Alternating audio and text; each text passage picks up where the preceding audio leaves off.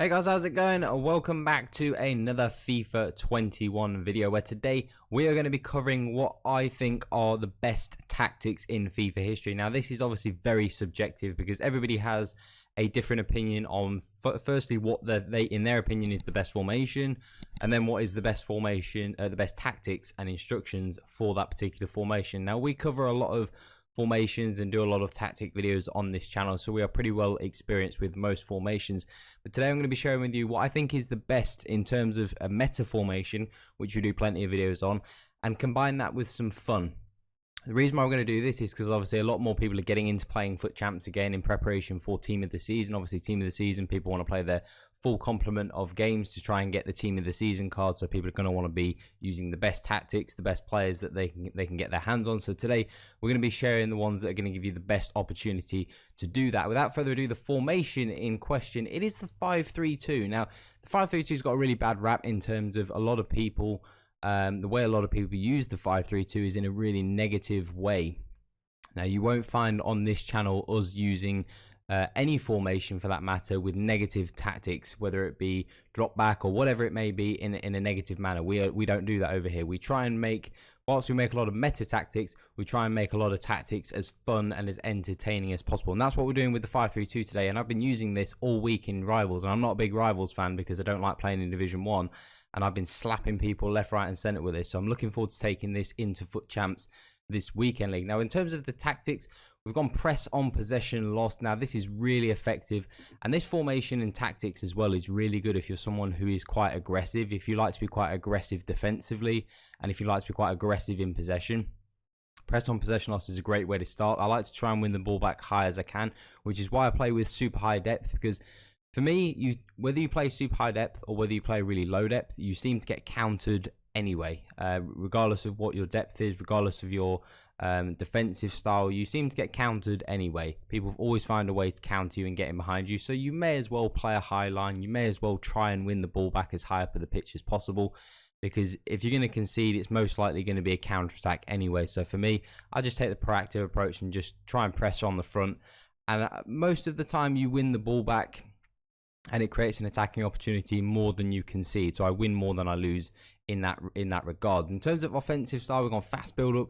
Works extremely well in this formation. It works extremely well, especially with the way we have the midfielders set up, because the midfielders are very crucial and critical in the way this formation works, especially offensively. But fast build up is super good in this formation. You can use long ball, but if you're playing your full weekend league games towards the back end of your weekend league, long ball will be kind of ineffective because you'll be coming up against better opposition because your elo, your skill rating will be at its highest. So long ball can be quite simple and it can work really well at the low elo, but at the high elo, fast build up is much better because long ball can be quite predictable because you just know that the person is going to be playing long balls in behind all the time, so you can kind of predict it. Becomes quite easy to defend. So fast build up is excellent, especially for those latter games in FUT Champions. And then offensive width, we've gone pretty wide because the fullbacks are quite important in this formation. You do need them to stay wide and keep that width, because again the midfielders are going to be really important, driving forwards and running beyond the strikers. And to do that, the only way we're able to do that is if we have width in the team. So we do need our fullbacks. So you can already tell that we're trying to make this quite attacking. We're talking about midfielders running beyond, you know, wing backs getting forwards and getting quite aggressive. And we're going to go over to the instructions now and have a look at the instructions. And in terms of the goalkeeper, obviously comes for crosses and sweeper keeper, you know, it doesn't really matter. Goalkeepers just generally seem to be kind of pot luck on this game. Some games they're really good. They save everything. Some games they save nothing. So it doesn't really matter too much.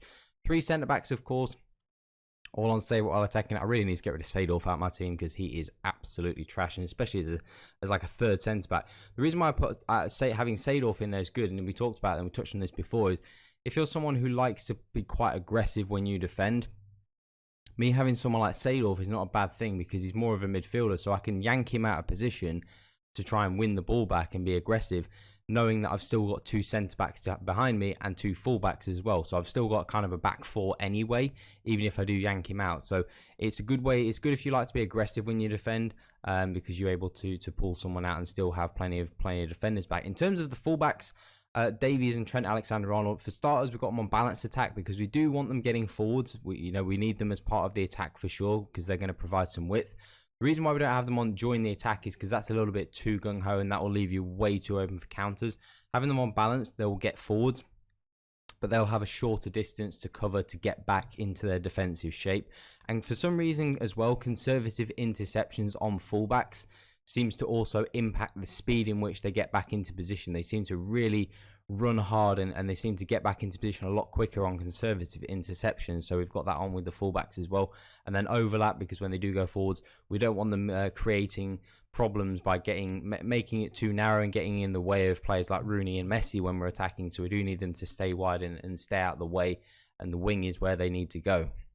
In terms of Kimmich in the centre midfield, stay back while attacking, cover centre, pretty much the standard stuff for one of our midfielders, because we do need your best defensive midfielder in the centre. He's the one that's going to stay back in front of the back four as well and do a really good job for you there. In terms of the two outside midfielders, most importantly, these two guys need to have good finishing, they need to have decent pace, and they need to have decent stamina. That's kind of really the prime attributes they need to have, because they're going to be doing a lot of running, so they need to have high stamina. They're going to be running in behind the striker, so they need to have good pace, and because they're going to be running in beyond the striker, they're going to be scoring plenty of goals, so they need to have good finishing.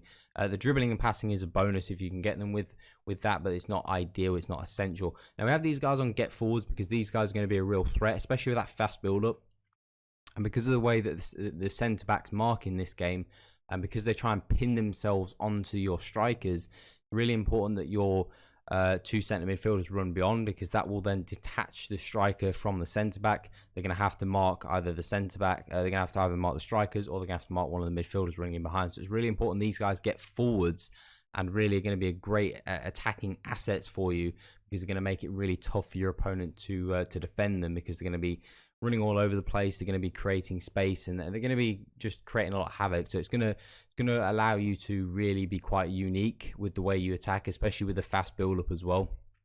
You've got to be able to play quick in this formation. You've got to be able to be quick on the passing, quick on the decision making. But if you are and you pick the right passes, you can really tear your opponent apart real quick. And then the two strikers up front, Cruyff and Henry, got them on balanced width, because I don't want the formation to be too narrow and too predictable through the middle of the pitch. Getting behind, of course, because we do want them running in behind.